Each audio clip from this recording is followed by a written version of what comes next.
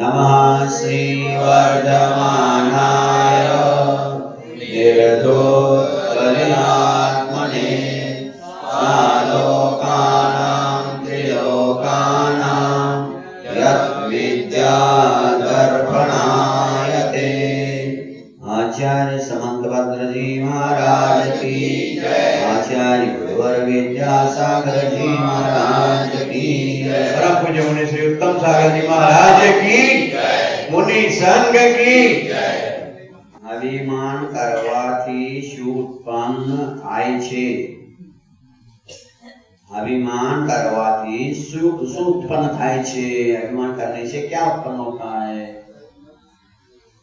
अभिमान करने से क्या होता है? कुछ नहीं होता है। करोगे अभिमान तो मिलेंगे नहीं वर्धमान। क्यों जी? करोगे अभिमान मिलेंगे नहीं वर्धमान। अब क्या करना तो तू जान, क्या करना तो तू जान। छोड़ दो अभिमान, छोड़ दो अभिमान। खतरनाक है अभिमान। मैं कह रहा हूं अभिमान, मैं कह रहा हूं अभिमान। छोड़ दो अभिमान।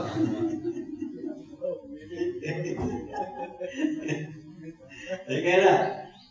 अभिमान बहुत खतरनाक है। अभिमान के बारे में कल आपने तीखा मीठा सब कड़वा सुन लिया है। सुना है ना सब? आपने समझ की बात है भाई। एक नहीं, दो नहीं, 8 प्रकार के मद है। मद नहीं शराब, शराब है वो 8 प्रकार के। अंगूर की बेटी है और महुआ सड़ा करके बनाते वो है, और शुगर से बनता वो। अलग अलग प्रकार के ठर्रा है, पौष है, सब प्रकार के हैं। तो ये 8 प्रकार के मद बहुत डेंजर हैं। उसको करने से क्या होता है? अभिमान करवाથી શું उत्पन्न થાય છે? सुनो। स्मयोन्नान्यतेति स्मयेन योन्नान्यतेति 28 26 गुजरात में 26।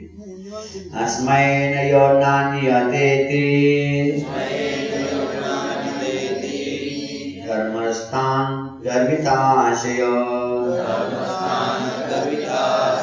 धर्मस्थान गर्भिताशय। शून्य सोतेति धर्मात्मीयम्, सोतेति धर्मात्मीयम्, न धर्मो धार्मिकेर्विना, न धर्मो धार्मिकेर्विना। स्मैन योन्नान्यतेति धर्मस्थान गर्भिताशय,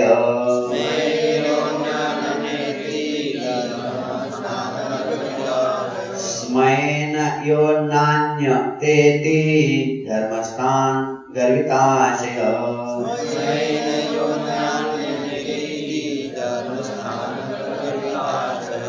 सोतेति धर्मात्मीयम् न धर्मो धार्मिकैर्विना,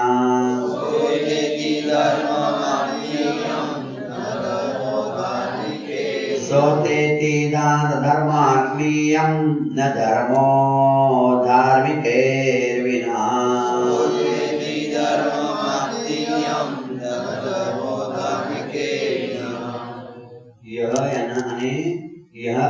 जे गर्विताशयने गर्वથી યુક્ત આશય વાળા પુરુષ સ્મયણ અને પોતાના અભિમાનથી अन्यान्य बीजा अन्य बीजा दूसरा बीजा हाँ धर्मस्थान धर्मात्मा पुरुषान અત્યતિને અપમાન કરે છે તે પુરુષ મીન્સ તે પુરુષ વાસ્તવમાં આત્મીયમ ધર્મ પોતાના ધર્મને જ શું કરે છે પોતાના ધર્મને જ અત્યતિને અપમાન કરે છે શું કરે છે हाँ અપમાન કરે છે પોતાના ધર્મને જ मीन्स निजी धर्म के अपमान करे छे यत कारण के धर्म के बिना धार्मिक पुरुषों वगर धर्म धर्म स्थिर नहीं रहे। धर्मात्मा को छोड़कर धर्म मिलता है क्या? नहीं। बोलो आप लोगों को बुखार आया है, बुखार दिखा सकते हैं आप? ज्वर ताप दिखा दो भैया कहाँ आया है, दिखा सकते हैं? ज्वर ताप जो बोलते हैं गुजरात में ताप बोले छे ताप तो ताप मराठी में भी ताप बोले छे तो मराठी है महाराष्ट्र में रहते गुजरात वाले मराठी सीखे तो ताप है तो महाराष्ट्र बुखार हिंदी भी बोलते हैं बुखार ताप हो ज्वर संस्कृत में ज्वर हिंदी में ताप मराठी गुजरात में ताप तो ताप जो आता है बुखार आता है वो कभी दिखने में अलग से कोई दिखा सकते क्या? देखो भैया चश्मा है शरीर से अलग चश्मा है उसी प्रकार शरीर से अलग ताप दिख सकता है क्या? कभी कोई भी आज तक कोई भी डॉक्टर दिखा नहीं सका है और दिखा भी नहीं सकते क्योंकि शरीर में ही रहता है, शरीर से अलग ताप हो नहीं सकता है। नहीं होता है? होता है कि नहीं बोलो? नहीं होता है।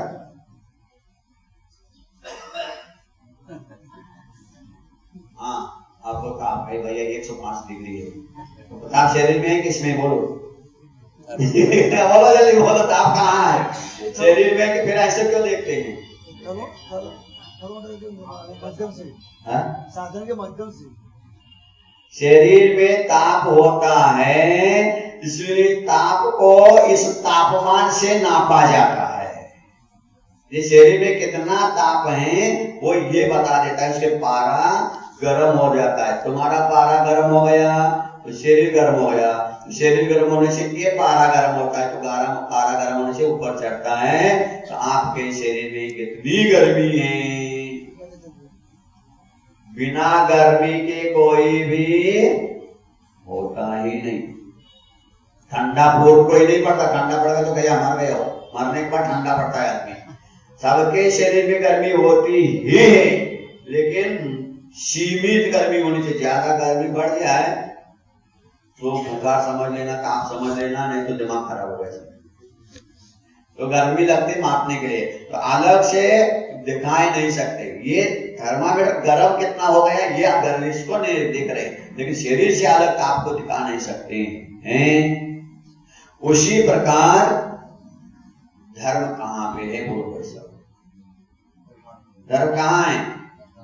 बाजार में है ना, बंबई में, दिल्ली में, कहाँ है धर्म? धर्म कहीं भी दिख नहीं सकता है अलग से दिखाने वाला धर्म है ही नहीं, दिख ही नहीं सकता है। फिर धर्म कहाँ रहता है? न धर्मो धार्मिके बिना। धर्मात्मा को छोड़ करके धर्म कहीं भी रह नहीं सकता है। प्रत्येक वस्तु के पास अपना अपना धर्म होता है कि नहीं?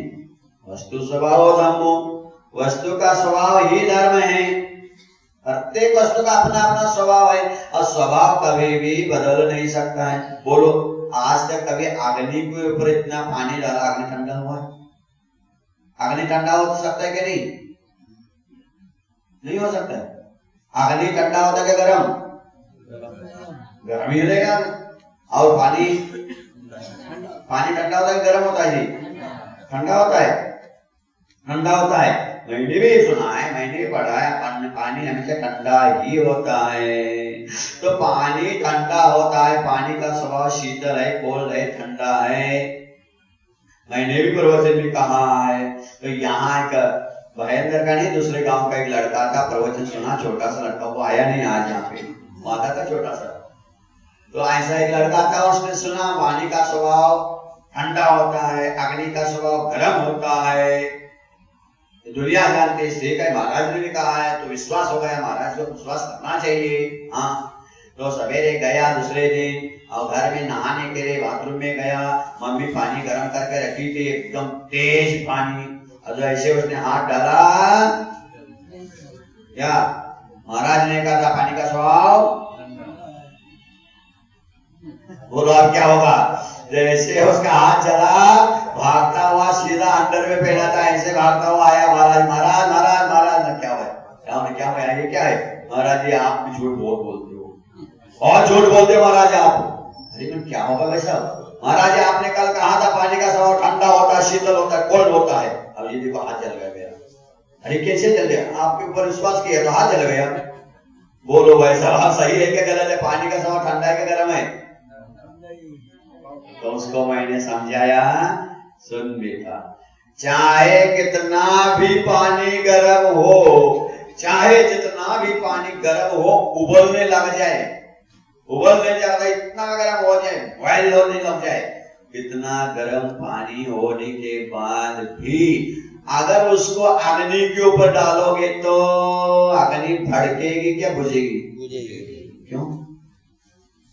शीतल। क्यों जी? नहीं। क्यों जी? हैं? उबलता हुआ पानी डालोगे तो अग्नि बुझ जाएगी। और एकदम कोल्ड कोल्ड, एकदम कोल्ड केरोसिन अथवा पेट्रोल है, अब उसको डालो पानी, उसको डालो अग्नि के ऊपर, अग्नि बुझनी चाहिए क्या नहीं? बुझनी चाहिए क्या नहीं? बुझनी चाहिए? नहीं बुझेगी। क्यों? ठंडा डालोगे तो बुझती नहीं, भड़कती है, और गर्म डालो तो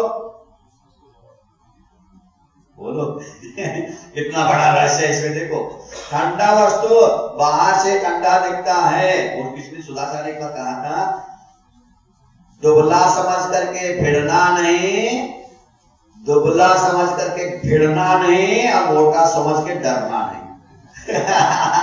इतनी बड़ी बात है। देखो, दुबला पतला है, सिर्फ से भिड़ना नहीं, उठा के फेंक भी सकता, वो बल शक्तिशाली हो सकता है, ध्यान रखना। दुबला होकर के दुबला समझ के भिड़ना नहीं, और मोटा समझ के डरना नहीं। कभी कभी बहुत मोटे होते, कुछ नहीं होता, ये धक्का दो तो 4 पराठे आगे गिर पड़े, उठ भी नहीं सकते फिर तो, है ना। और कहीं कहीं दुबला पतला आदमी भी अरे वो चाहे उठा के पटक देता है उसको, है ना। इसीलिए ठंडा तो कोल्ड दिख रहा है, हाथ लगाने के बाद ठंडा होता है, पेट्रोल हमसे ठंडा होता है गर्म होता है? बोलो कैसा होता है? पेट्रोल में हाथ डाल के कभी देखा है क्या? नहीं, ठंडा होता है ना। पेट्रोल एकदम ठंडा होता है, कोल्ड होता है। तो उसको अग्नि पर डालोगे तो अग्नि बुझेगी नहीं, और भड़केगी, और बढ़ेगी, भड़केगी, है ना। और पानी, बोलो ओए प्राणी, बोलो कैसा होता है पानी? सुन रहे क्या नहीं मेरी वाणी? हैं? नहीं सुन रहे हैं? मेरी ने तो जिनवानी तो सुनो प्राणी, बोलो वो कैसा होता है पानी? प्राणी रे प्राणी, मैंने पानी नहीं कहा साहब, सुनते पानी रे पानी उसने गाया हुआ पिक्चर में तेज वाला है, उसको लेकर हमने बनाया। प्राणी रे प्राणी तेरा ढंग है कैसा, उसने रंग कहा, मैंने ढंग कहा। प्राणी रे प्राणी तेरा ढंग है कैसा, जैसा मिलेगा संग होता है वैसा, जैसा संग वैसा ढंग, वह जैसा वो रंग वैसा पानी का रंग, है ना। उसी प्रकार अब पेट्रोल ठंडा होते हुए भी अंदर से वो ज्वलनशील है, पानी उबलता हुआ भी वो अंदर से शीतल है, कोल्ड है, तभी तो अग्नि को बुझाता है। मतलब कितना भी पानी उबलने लग जाए, बॉयल करो, फिर भी वो अग्नि से ठंडा ही होता है, तभी तो उसको बुझाता है। किंतु पानी में और प्राणी में क्या डिफरेंस है? पानी में और प्राणी में क्या डिफरेंस है? कितना डिफरेंस है? पानी को पानी को गर्म करना पड़ता है, किंतु ठंडा अपने आप, क्या कहा? पानी को गर्म करना पड़ता है, किंतु ठंडा अपने आप होता है। अब प्राणी गर्म अपने आप होता है, ठंडा करना पड़ता है। प्राणी देखो तुरंत उबल जाता है, ऐसा बहुत सुनो तो थोड़ा रुको तो सुनो तो, थोड़ा ठंडा करना पड़ता है प्राणी को, लेकिन गर्म अपने आप होता है। अब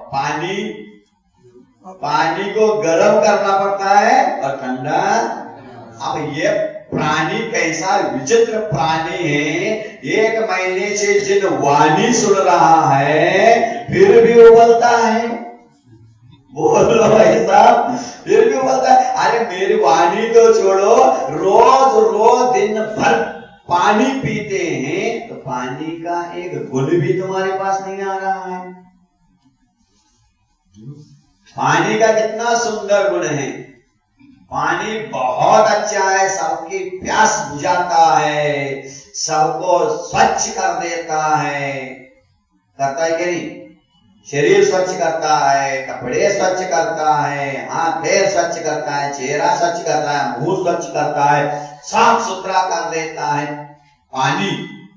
अब प्यास भी बुझा देता है पानी।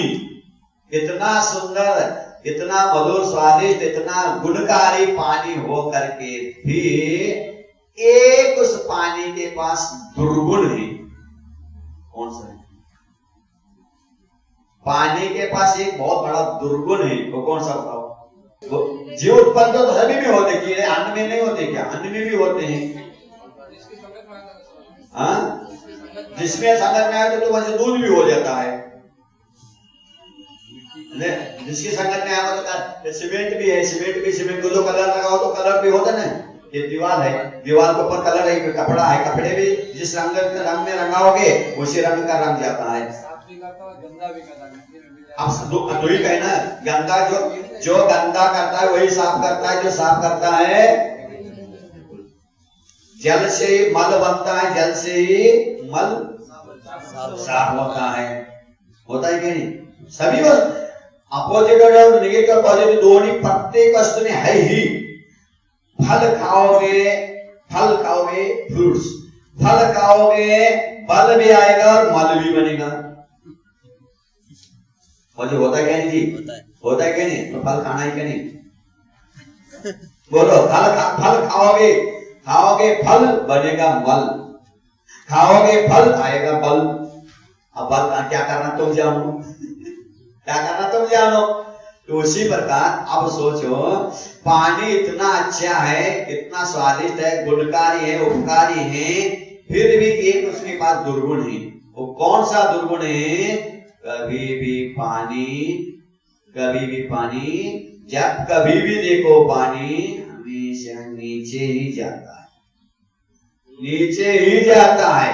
वाटर लेवल देखना तो किसी जमीन का लेवल देखना तो किससे देखते हैं? Water level. क्यों? आपको इधर इधर उतार करना, पानी इधर निकालना है समझ लो, तो कैसे देखते? पानी से। पहले पानी डाल के देखो, पानी अपने आप नीचे ही जाएगा, कभी ऊपर जा नहीं सकता, कभी नहीं जा सकता। पानी जाता है क्या?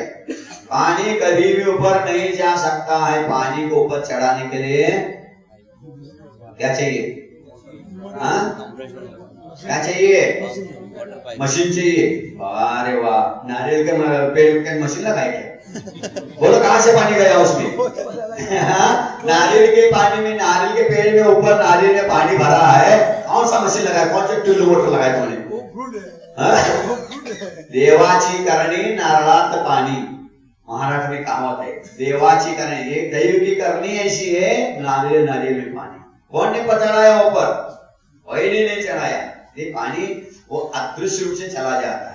लेकिन वैसे पानी को ऊपर चढ़ाना चाहते हो तो क्या चाहिए अपने को? मशीन लगाना चाहिए। मशीन भी नहीं है फिर भी पानी ऊपर चढ़ाना है तो क्या अभी सवेरे बात पानी गिर रहा था, पानी ऊपर किसने चढ़ाया? उस पानी को किसने ऊपर चढ़ाया? वो कब चढ़ता है? पानी ऊपर नहीं जाता है। पानी जब गर्म होता है तो बाष्प बन के ऊपर जाता है और ठंडा होता तो नीचे आ जाता है। उसी प्रकार प्राणी भी जब तपस्या करता है तो गर्म होता है, तो गर्म होते ही कहाँ जाता है? मोक्ष जाता है। बस ये अपना स्वभाव है गर्म। आत्मा का स्वभाव कौन सा है? गुलाब चंद जी, गर्म है कि ठंडा है? गर्म हमारा धर्म है महाराज। गर्म हमारा धर्म है, लेकिन गर्म भी चाहिए, नरम भी चाहिए संसार अवस्था में। और गर्म नरम से रहित जब हो जाओगे तब तुम्हारा वह धर्म होगा सिद्धालय में। वहां ना गर्म है ना नरम है, वहां तो वहां ओनली धर्म है। तो आत्मा का स्वभाव क्या है? आत्मा का स्वभाव रत्नत्रय स्वरूप धर्म है, ज्ञाता दृष्टा स्वभाव है। तो ये आत्मा के पास ही रहता है। बोलो, रत्नत्रय शरीर में होता है कि आत्मा में होता है? बोलते क्यों नहीं? वो सो रहे क्या? शरीर रत्नत्रय कहाँ होता है? आत्मा में होता है क्या शरीर में होता है? जब आत्मा में रत्नत्रय होता है तो शरीर से क्रिया क्यों करो? स्वाध्याय क्यों करो? योग पूजा क्यों करो? चरित्र पालन क्यों करो? जब आत्मा में है, आत्मा में रत्नत्रय है तो अनादिकाल से आत्मा है। बोलो, पानी गर्म, दूध गर्म करना चाहते हो तो दूध गर्म करना है तो कहाँ रखते हो गर्म करने के लिए? कहाँ रखते हो? चूल्हे पर के गैस के ऊपर?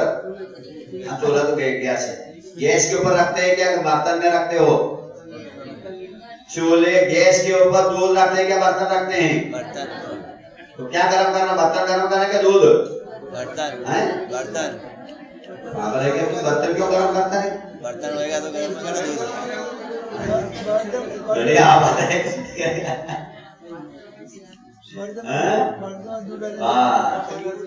पात्र, दूध को गर्म करना चाहते हो तो पात्र को गर्म करो।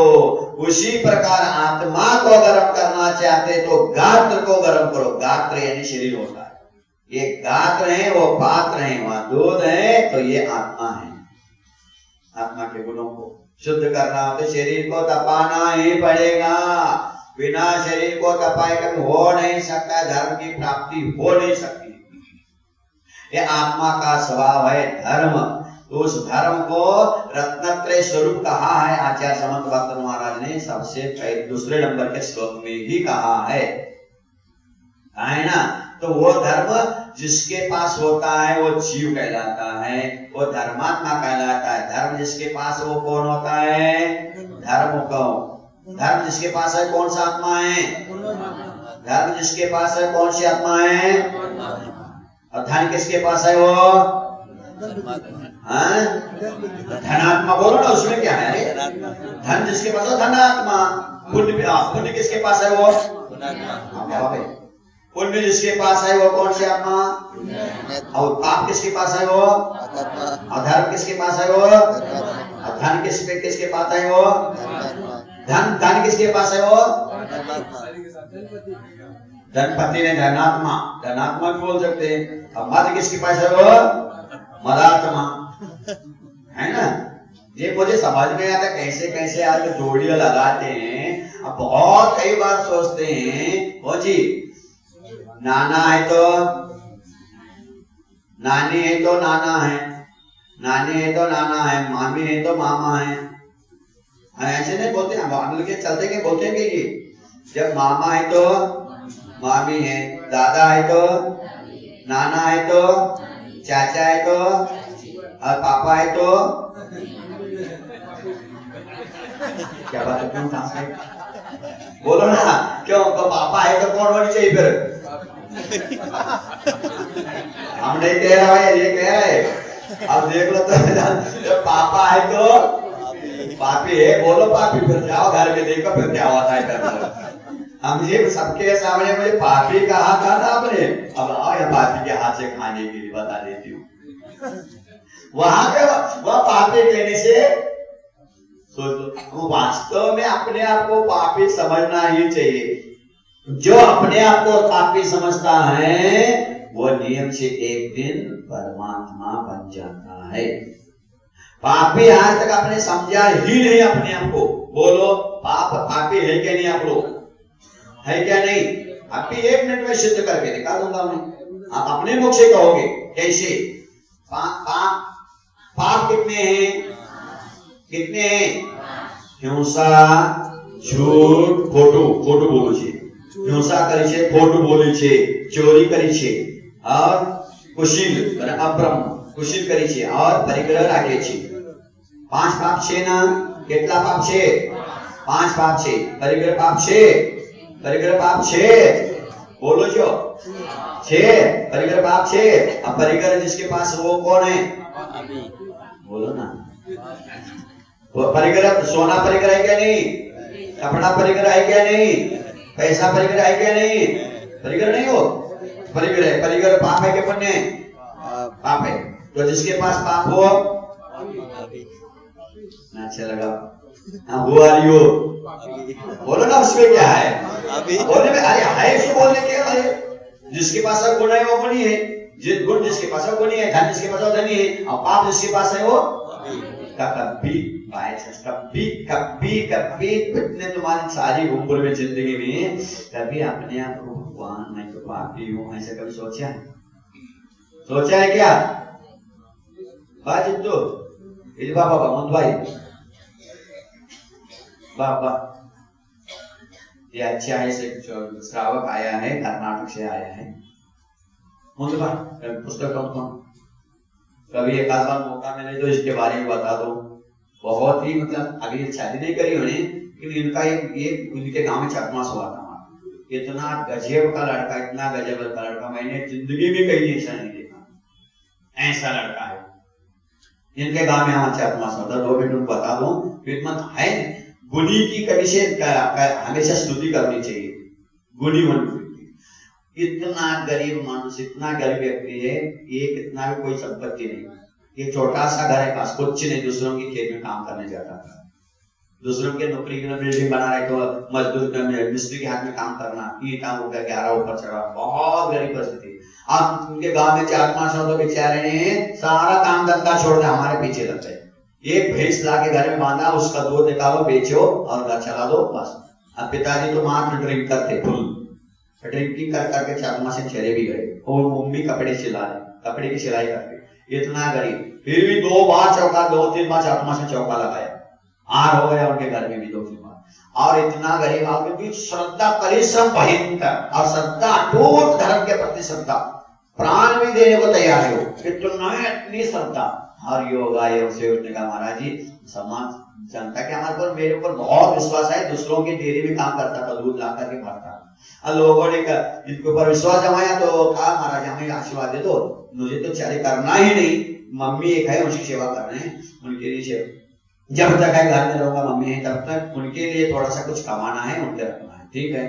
तो उन्हें आशीर्वाद दिया हमारा, और डेयरी खोल दिया उसने घर में। छोटा सा साइकिल से दूध लेना, अभी साइकिल से दूध लाता है, साइकिल से दूध लाता है। अब ऐसा सबसे ज्यादा फर्स्ट क्लास डेयरी उसी चलने का, अकेले चलाता है और कोई नहीं है, वो अकेले लेके दोनों टाइम अकेले दूध भरता है।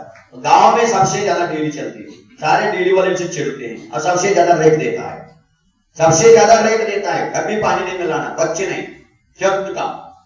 और गांव में 50-100 एकड़ खेत वाले करोड़पति उनके गांव में है, और उनके गांव में शिकर खराब हो गया था बिजली गिर करके, उसका जीर्णोद्धार बनाया, और उस जीर्णोद्धार होने के बाद कलश लगाना था। कलश के लिए 30 तोला सोना एक दिन में इकट्ठे हो गया था। गरीब गांव में 30 तोला सोना सारे महिलाओं ने निकाल के दिया। अध्यक्ष ने कहा हो नहीं सकता 30 तोला महाराज, हो जाए तो क्या करोगे? अगर 20 से भी हो जाए तो मैं 1 तोला दूंगा। देखा तुरंत उन्होंने जेल में से गले में से 1 तोला सोना के चेन डाल दिया, पाप हो गए। तो सोने की कलश बनाए सोने का, उसको चढ़ाएगा कौन? पूरा गांव का सोना है, कौन चढ़ाएगा? बोलियां लगा दी 16-17 हजार में बोली गई उस समय। आज से 7-8 साल पहले की बात है, 2006 में था, 7 में था 2007 में। अब करोड़पति लोग बोली लेने बैठे थे और ये बदमाश पीछे छुप के बैठा है। पहले से मुझे कहा था माता मैं बोलूंगा, मैंने पोगड़ में मारो चुप बैठ, नहीं मेरे बाप ने 50 सफाई एफडी किया, उसको तोड़ूंगा लेकिन लूंगा ही लूंगा। अब बना करने के बाद भी चोरी छुपे बोली ले ही दिया, इसीलिए ले लिया 16-17 हजार की बोली, सारा का नाक कट गया करोड़पतियों का। अरे यार इतनी बोली नहीं, कितना बदमाश लड़का ये। फिर लोगों के तुरंत 1 मिनट में जब बुलाया उसको, सबके मन में चर्चा, पैसे मिलेगा थोड़ी, ये गरीब आदमी दूसरा काम करना मजदूर है, ये क्या पैसा देगा, ये क्या पैसा, ये पैसा मिलेगा नहीं कमेटी वालों को। जैसे इसी कान पर खबर पहुंची, दूसरे दिन बैंक में गया, एफडी तोड़ा और पूरे 100 का बंडल लिया, थाली में रख करके बीच में एक नारियल रख करके सबके सामने प्रवचन में ले आया। महाराज पहला पैसा बाद में कलश बांध लगा, देख लो, पहला पैसा लेना बाद में पहले कलश बांधना, उसके बिना नहीं। देखो जी, इसको बोलते हैं श्रद्धा भक्ति, गजब के श्रद्धा भक्ति। और उसी के गांव में और हम इधर आने के बाद जिस मंदिर और एक मंदिर बताओ जीवनोदर हो गया, उसको भी हम कराने के शुरू करके आए थे। उसका पंचकल्याण में हम गए नहीं, उस पंचकल्याण में भी वहां भी कलश शिखर बना, कलश लगाना था, वहां पे भी कलश इन्हीं ने लगाया। जोड़ूंगा मैं वही कलश लगाऊंगा, भी सोने वहां भी सोना इकट्ठे हुआ है। चिन्मय गांव में पंचकल्याण के लिए मुझे जाना था, वो पंचकल्याण अभी नहीं हो रहा है, वहां पे भी 25-30 तोला सोना इकट्ठे हो गया हमारे नीचे।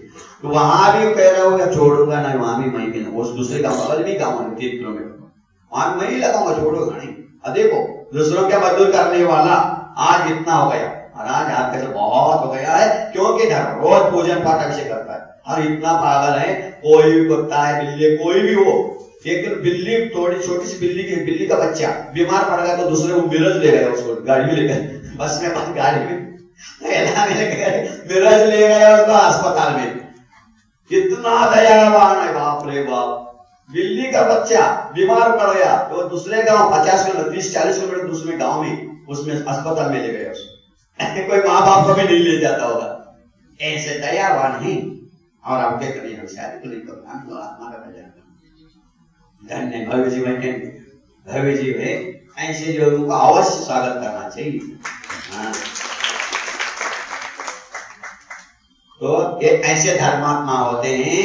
धर्म जिसके पास होता है वो धर्मात्मा कहलाता है। कभी भी ऐसे धर्मात्मा का अगर आप तिरस्कार करोगे तो क्या कर रहे हैं आप? बोलो। धर्म जिसके पास रत्नत्रय, धर्म मनुष्य जीव के पास ये होता है, और रत्नत्रय धारियों की आप बुराई करोगे, तिरस्कार करोगे तो बोलो भाई साहब किसका तिरस्कार कर रहे हैं? बोलो जल्दी जी। जो खुद रत्नत्रय धारण करो नहीं और जो किए हुए हैं उनकी भी तुम बुराई करो, निंदा करो, तो आप क्या कर रहे हैं जी? बोलो क्या कर रहे हैं? अरे आप उसकी निंदा तिरस्कार नहीं कर रहे, खुद के अंदर बैठे हुए धर्म की तिरस्कार कर रहे हैं। बोलो।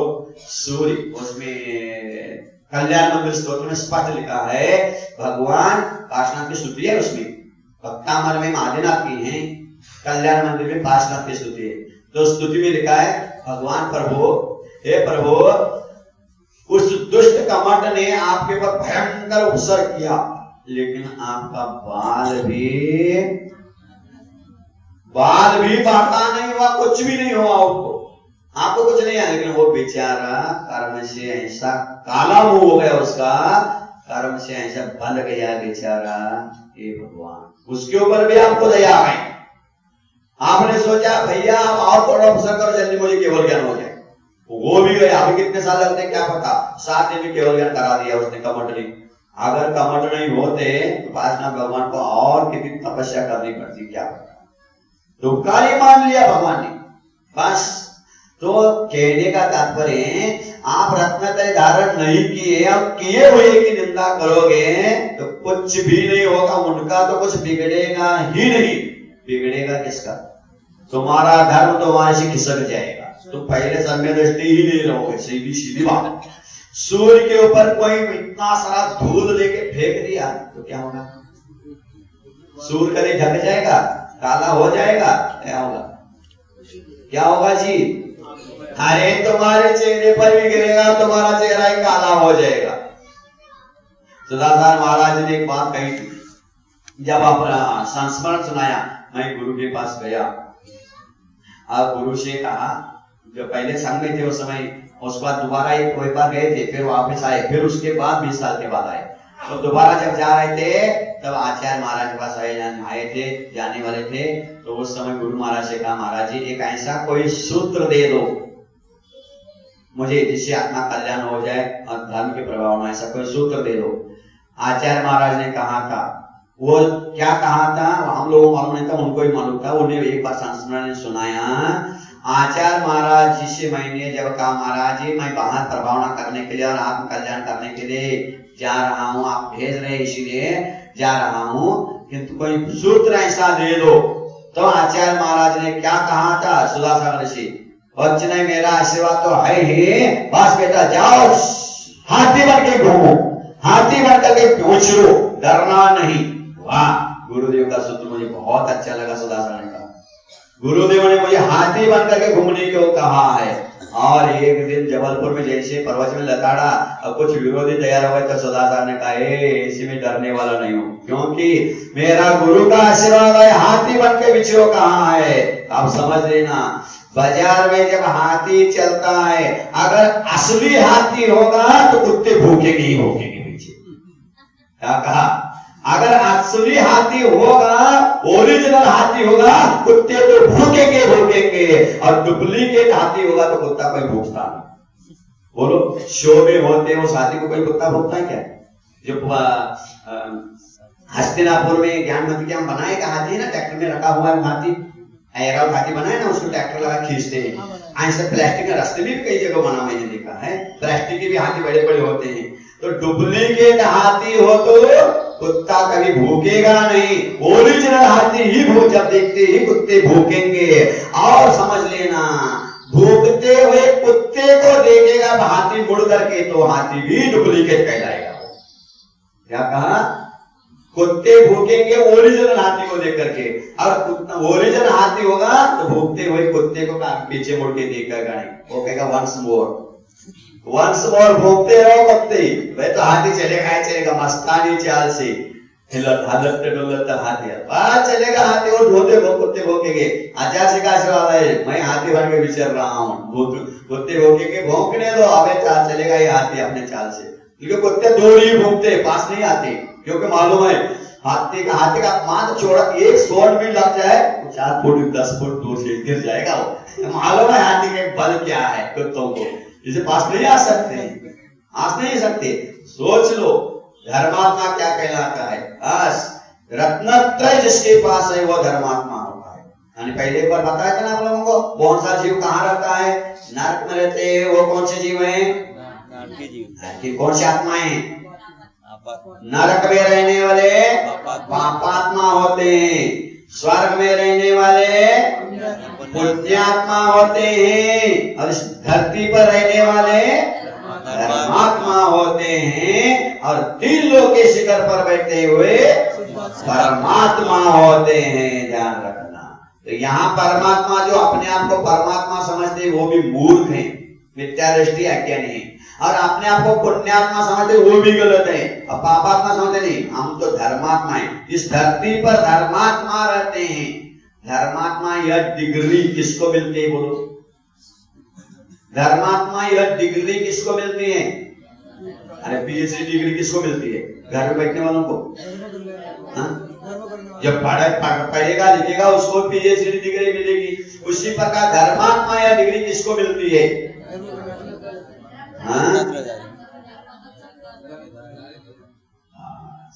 धर्मात्मा यह डिग्री, यह उपाधि ओनली फॉर एनिमल नहीं, मैन, मनुष्यों को ही मिलती है। क्यों? मनुष्यों के पास रत्नत्रय होता है। रत्नत्रय जिसके पास है वही धर्मात्मा है। जिसके पास रत्नत्रय नहीं वो तो पुण्यात्मा हो सकता है अथवा पापात्मा हो सकता है। क्या कहा मैंने, सुना कि नहीं? रत्नत्रय जिसके पास है वही धर्मात्मा होता है, और जिसके पास रत्नत्रय नहीं है वो पुण्यात्मा होगा, पापात्मा होगा, धर्मात्मा तो हो ही नहीं सकता। मनुष्य के पास रत्नत्रय होता है, ध्यान रखना। इसीलिए मनुष्यों को ही धर्मात्मा कहा है। नारकियों के पास सम्यक दर्शन, सम्यक ज्ञान दोनों है। तीर्थंकर प्रकृति का बंधु है, फिर भी धर्मात्मा किसी ने नहीं कहा। और स्वर्ग के देव, चाहे लोकांतिक हो, चाहे सर्वार सिद्धि के हो, चाहे सहोदर मित्र हो, उन्हें भी कोई धर्मात्मा, जबकि वो चाहे समिनिष्ठ है जी, एक भव अवतारी है जी, वहां जो रिजर्वेशन कंफर्म हो चुका है, 100% मोक्ष जाएंगे ही जाएंगे। अभी हम लोगों, आप लोगों को कोई भरोसा भी नहीं है, ध्यान रखना। उनको तो चाहे संवेदन कंपल्सरी मोक्ष जाएंगे, एक मोक्ष वहां से नीचे आएंगे, मुनि बनेंगे, मोक्ष जाएंगे, गारंटी है। फिर भी उनको धर्मात्मा नहीं कहा। और यहाँ कोई थोड़ा सा भी धर्म करता है, संयम पालन करता है, तो धर्मात्मा। अब बोलो, संयम धारण करने वाला धर्मात्मा होता है कि स्वाध्याय करने वाला मात्र धर्मात्मा? बोलो, मात्र स्वाध्याय करने वाला धर्मात्मा के संयम धारण करने वाला? और अपने आप को स्वाध्याय करके धर्मात्मा माने, वो धर्मात्मा है क्या मूढ़ात्मा है? बोलो आप चलो भैया, हम आगम के अनुसार बोलेंगे। आगम छोड़ के मैं बोलूंगा, पहले सबसे पहले मैं दुर्गति में जाऊंगा, चिंता मत करना। लॉ तो लॉ, कानून तो कानून, चाहे राष्ट्रपति गलती करे या प्रधानमंत्री गलती करे या भिखारी गलती करे, जेल तो सबको जाना पड़ेगा, ये नियम है। उसी पर ये लॉ है, ये लॉ है। मैं लॉ पढ़ा रहा हूं, आपको सुना रहा हूं पढ़ के, ये लॉ है भैया। कानून तो कानून है, धर्म के भी कुछ लॉ होते हैं। तो सोच लो, धर्मात्मा ये उपाधि रत्नत्रयधारियों को मिलता है। मात्र सम्यक दर्शन, सम्यक ज्ञान धारण करने वालों को किसी भी शास्त्र में कहीं भी धर्मात्मा नहीं कहा है। क्या कहा है? कहते हो उनको धर्मात्मा कहते तो कह लो भैया, नारकियों को भी ओम ह्रीं श्री नरक में बैठे हुए सम्यक दर्शन, सम्यक ज्ञान के धारी धर्मात्मा के आगमन पर बोल सकते हो? क्यों नहीं बोलते? नहीं, धर्मात्मा रत्नत्रयधारी ही होता है। और रत्नत्रयधारी मुनियों की तुम निंदा करोगे, बुराई करोगे, तो तुम अपने धर्म को ही मार मार के भगा रहे हैं, अपने आत्मा से अलग कर रहे। कौन कह रहा है ये? कौन कह रहे? मैं कह रहा हूं ना, I am only postman. Very good, इसको बोलना नहीं, हमेशा ध्यान रखना। अभी भी जिंदगी में महाराज, ये पोस्टमैन आया था हमारे सामने, ये पोस्टमैन आया था चातुर्मास 2013 में आया था मेरा पोस्टमैन, 13 में आया था मेरा पोस्टमैन एक।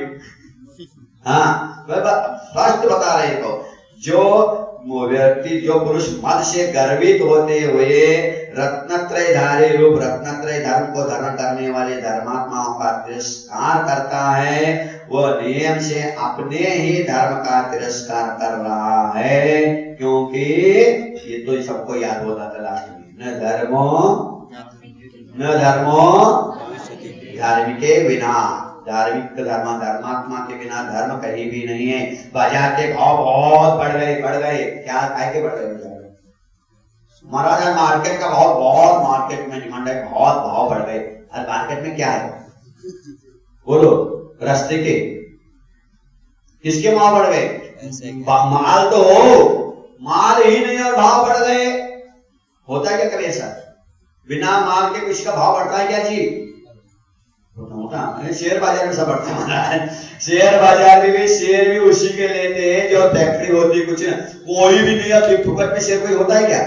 फैक्ट्री हो, कंपनी हो, कुछ ना कुछ शेयर तो उसी का तो होता है, तो उसके भाव बढ़ते हैं। तो बात कहने का तात्पर्य ये है, माल जब हो तभी उसके भाव घटते हैं। सोने का भाव बढ़ रहा है, सोना तो है, चांदी का भाव उसका बढ़ता घटता है। उसी प्रकार भाव बढ़ना घटना, पहला संयम हो, संयम हो तो भाव बढ़ेगा घटेगा तो ठीक है, संयम ही नहीं और भाव बढ़ रहा है, हमारा भाव विशुद्ध है, क्या तुम्हारा भाव बढ़ रहा है? बाजार में माल तो है ही नहीं, भाव बढ़ रहा है, बोलो माल हो तब भाव बढ़ा तो आनंद आएगा। बहुत है, सोने के बहुत 27 से 25 में आया था, 32 में पहुंच गया, सही ना? फिर 32 कितने बढ़ गए इकट्ठे, और उस समय सोना तो है नहीं, तुम्हें सोने की दुकान में सब मालूम आ रहा था। मैं तो एक बार में सुनता तो सब समझ में आता है, परसों तो किसी ने बताया था, महाराज फिर सोना बढ़ गया। मैंने क्यों सोना बढ़ गया? हाँ सोना बढ़ गया। आगे क्या पानी कर रहा है, काम धंधा तो है नहीं, सब बाजार मंदी है, तो सोना बढ़ गया। बढ़ गया कि नहीं सोना? नहीं बढ़ा। अब बाजार मंदी है, जागतिक मंदी आ गई ना, हम क्या करें? सोना बढ़ गया, सोना बढ़ गया। सोना बढ़ा नहीं, सोना घटा है, क्योंकि कीमत ज्यादा होने से कोई नहीं ले रहा है ना? ऐसा है, माल होना चाहिए तब भाव में आनंद आता है। बाजार में तो भाव तो है, माल नहीं है, ऐसा नहीं। इसीलिए कभी भी भूल से भी मत करना, मत करके तुझे धर्मात्माओं का तुम तिरस्कार करोगे तो नियम से तुम्हारी आत्मा में जो बैठी धर्म है वो धर्म चला जाएगा। है समझ में? आगे का श्लोक ले ले, क्या रहने दो, शिष्य आगे का श्लोक एकदम सरल है, 1 मिनट में अब याद हो जाएगा आपको। आज वो तो ले, यदि पाप निरोधोन्य, यदि पाप निरोधोन्य, यदि पाप निरोधोन्य, यदि पाप निरोधोन्य, संपदा किं प्रयोजनम्, संपदा किं प्रयोजनम्, संपदा किं प्रयोजनम्, संपदा किं प्रयोजनम्, अथ पापाश्रवस्तन्य, अथ पापाश्रवस्तन्य, संपदा किं प्रयोजनम्, संपदा किं प्रयोजनम्, संपदा किं प्रयोजनम्, संपदा किं प्रयोजनम्। ऊपर और नीचे दोनों संपदा, संपदा किं प्रयोजनम् के वही है। यदि पाप निरोधन्य संपदा किं प्रयोजनम्, यदि पाप निरोधन्य संपदा किं प्रयोजनम्, यदि पाप निरोधन्य संपदा किं प्रयोजनम्, यदि पाप निरोधन्य संपदा किं प्रयोजनम्, अथ पापाश्रवस्तन्य संपदा किं प्रयोजनम्, अथ पापाश्रवस्तन्य संपदा किं प्रयोजनम्।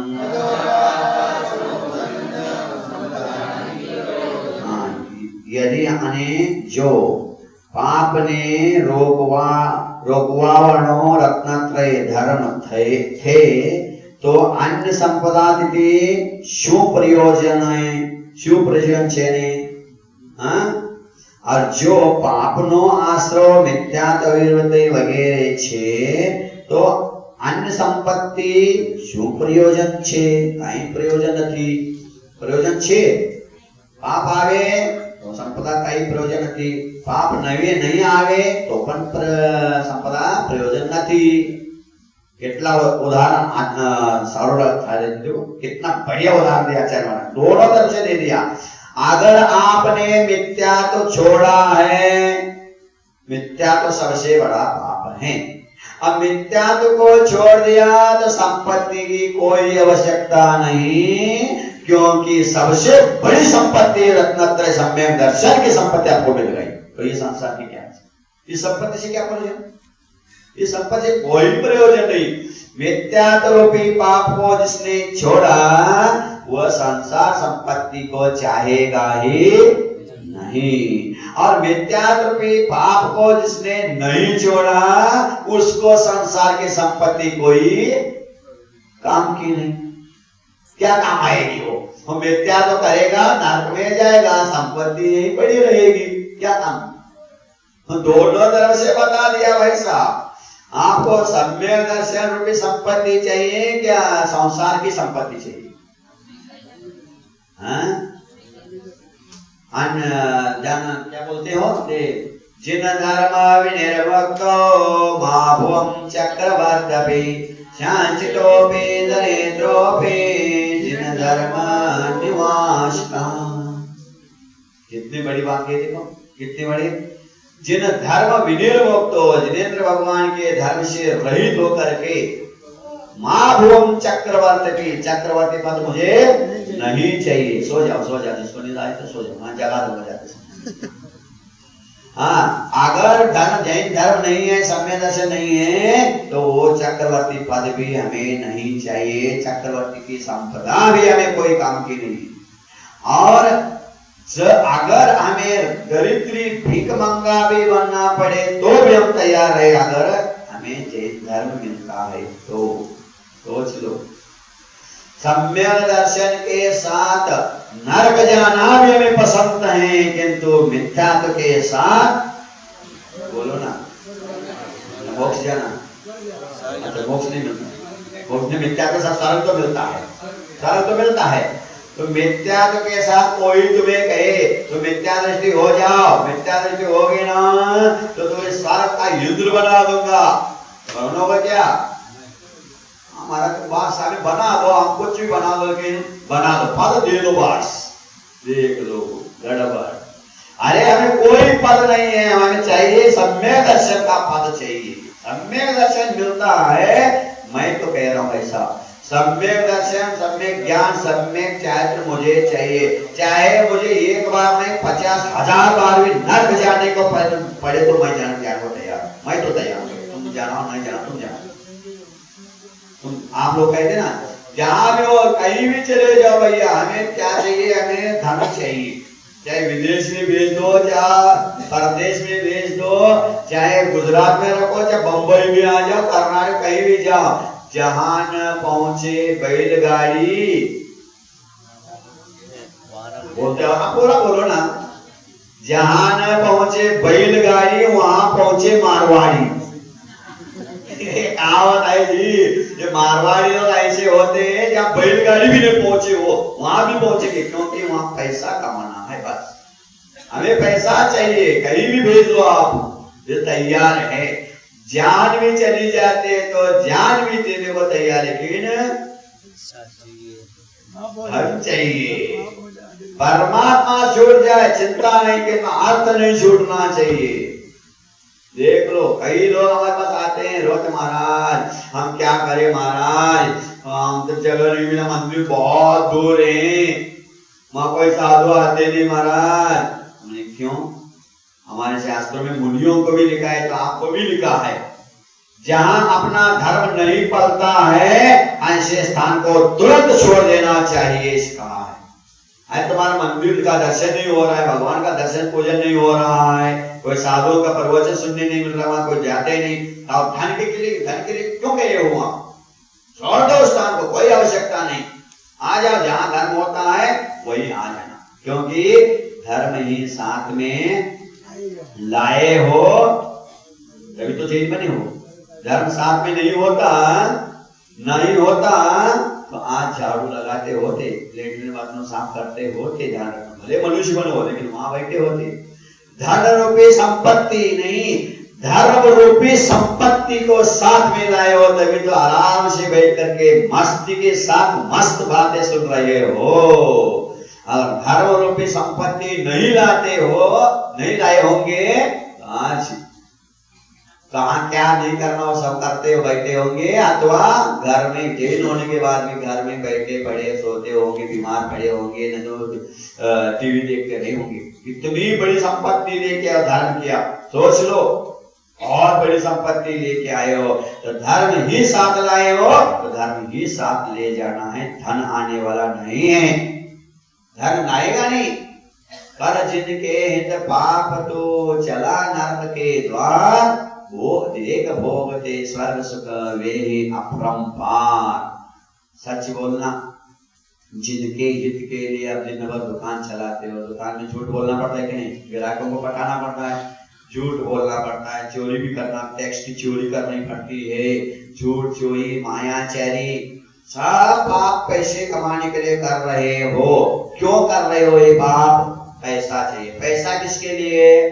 मेरे लिए, मेरे परिवार सुखी होना चाहिए, मुझे सारी संपत्ति से सब कुछ काम होता है, ऐश आराम मिलेगा, परिवार सुखी रहेगा, हम सुखी रहेंगे, सब कुछ होगा, परिवार के हित के लिए तुमने पैसा कमाया पाप करके, और वही पैसा ला करके परिवारों को दे दिया, और उन लोगों ने दान धर्म पूजा पाठ करके पुण्य कमा के स्वर्ग गए, और उस पाप के बोझ से आप कहां गए?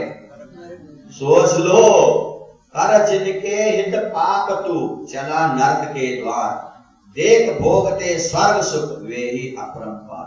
उनके हित के लिए तुमने पाप किया, और वो तो दान दान करके चले गए मोक्ष स्वर्ग, अब तुम नरक में तड़पते रहे। मुझे नरक किसने भेजा? फिर अवधि क्या लगा के देखो मेरे परिवार वालों ने, अब क्या करो, तो पहुंच गए स्वर्ग में जाकर। इसीलिए हमेशा ध्यान रखना, पैसा कमाओ, नहीं कमाना है ऐसा नहीं, लेकिन उतना ही कमाओ जितना साई इतना दीजिए, साई मीन्स भगवान, साई इतना दीजिए जामे कुटुंब समाए, मैं भी भूखा न रहूं साधु न भूखा जाए। इतना चाहिए भगवान, और कुछ नहीं ज्यादा चाहिए। मुझे भी मिले, परिवार भी मिले, और साधु को आहार भी करा सको, इससे ज्यादा हमें कोई आवश्यकता नहीं है।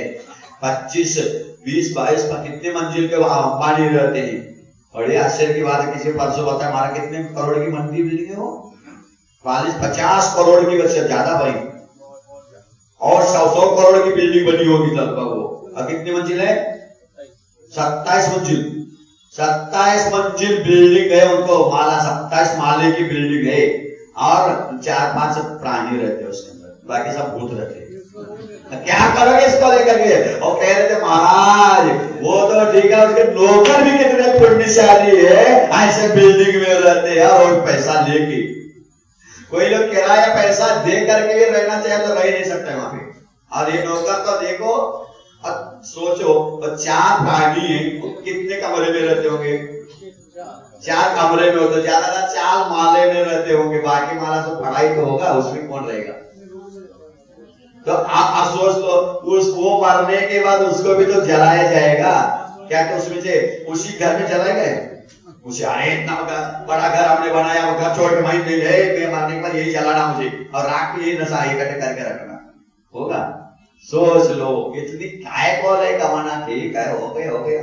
इसीलिए यह सबसे बड़ी बात कह दी, पाप जिसको छूटा नहीं है, मिथ्या रूपी पाप जिसका छूटा नहीं है, उसके लिए संपत्ति कोई काम की नहीं है। पहले क्या कहा? यदि पाप निरोध बन्य, पाप को तुमने रोका है, मतलब मिथ्यात्व को छोड़ दिया, मिथ्यात्व को आने से करने से बंद कर दिया तुमने, तो संपदा की कोई आवश्यकता नहीं। सही संपदा तो जिन गुण कौन सी संपत्ति चाहिए? भगवान से संपत्ति मांगना चाहिए। हम भी मांगते हैं, दिन में 50 बार मांगते हैं। दुख खाओ, दुखों का क्षय हो, रोज बोलते हैं ना सवेरे दोपहर में हम लोग, इसको याद करो। दिगंबर जैन तो इसको याद करेगा ही करेगा, तो रोज सुनोगे तो अपने आप याद होगा। कुछ भी नहीं, सब लोग बोल रहे तो अपने मुंह तो हिलाते जाओ, हम समझेंगे सबको याद हो गया। सरल, बहुत सरल है। दुख खाओ, दुखों का क्षय हो, दुख को कम खो, कर्मों का नाश हो। दुख को कम खो, बोधि लाओ, बोधि की प्राप्ति, सम्यक दर्शन, सम्यक ज्ञान, चारित्र की प्राप्ति हो हमें भी। दुख को कम को, बोधि लाओ। सुगई गमनम, अच्छी गति में, सुगई यानी अच्छी गति में हमेरा गमन हो, अच्छी गति यानी मोक्ष गति। सुगई गमनम, समाधि मरणम, भगवान मेरे समाधि मरणम, मरण तो सब मरते ही हैं, लेकिन मेरे समाधि पूर्वक मरण हो। समाधि मनम, लास्ट में लास्ट मांग ही लिया। फिर क्या मांगा? जिन गुण संपत्ति हो मध्यम, भगवान मुझे संपत्ति चाहिए, मैं कंगाल हूँ, भिखारी हूँ, दीन हूँ, दरिद्र हूँ, भगवान मुझे संपत्ति। दुनिया भी मांगती है, हम भी मांग रहे हैं। एक मिथ्या दृष्टि भी भगवान के पास आके के संपत्ति मांगता है, एक सम्यक दृष्टि भी मांगता है। मिथ्या दृष्टि भी रोता है, सम्यक दृष्टि भी रोता है भगवान के सामने। डिफरेंस क्या है? कैसा पहचानोगे मिथ्या दृष्टि सम्यक दृष्टि? बोलो, कैसा पहचानोगे? यही है मिथ्या दृष्टि।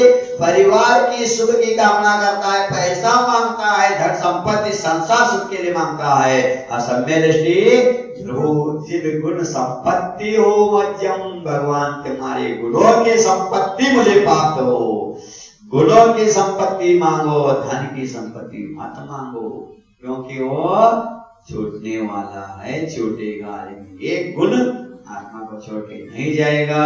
इसलिए गुणों की, जिनेंद्र भगवान के गुणों की, सदगुणों की संपत्ति मांगता है सम्य दृष्टि। और मिथ्या दृष्टि धन की संपत्ति, नश्वर संपत्ति मांगता है। उसके बाद आप हु आर यू समझ लो, आप कौन सी संपत्ति मांगते हो।